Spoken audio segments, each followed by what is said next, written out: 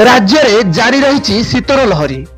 गत 2 दिन हेब राज्य में शीतर प्रकोप टिके अधिक देखा मिलूँ।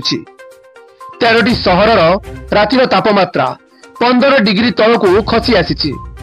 राज्य में पारद पुणी तलमुआ होईछि। भुवनेश्वर आंचलिक पाणीपाग विज्ञान केन्द्र पक्षर मिलिथिबा सूचना अनुसार 2 दिन मध्य केतेक जिले में घन कुहुड़ी अनुभूत हेबार संभावना रही। सही जिलागुड़िक है गंजाम कंधमाल कलाहांडी जगतसिंहपुर संबलपुर बरगड़ झारसुगुड़ा कोरापुट विशेषकर सुंदरगढ़ जिला को घन कुहुड़ी नहीं सतर्क जारी करिछि विभाग।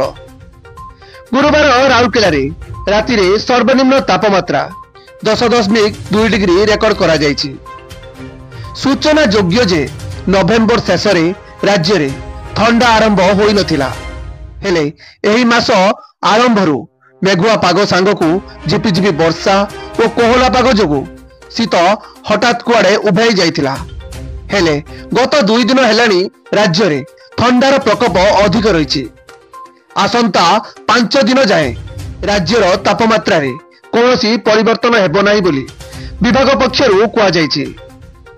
सेपटे शीतरु रक्षा पाइबा पई लोके सकाळ और संध्यारे रास्ता कड़े निया पाखरे बसिथिबा देखिबाको मिलिछि। ब्यूरो रिपोर्ट 10 भुजा टीवी। एमिति नुआ नुआ न्यूज अपडेट पई आम चैनल को सब्सक्राइब करंतु। हां लाइक शेयर करिया पई जमा भी भूली बेरी। नमस्कार।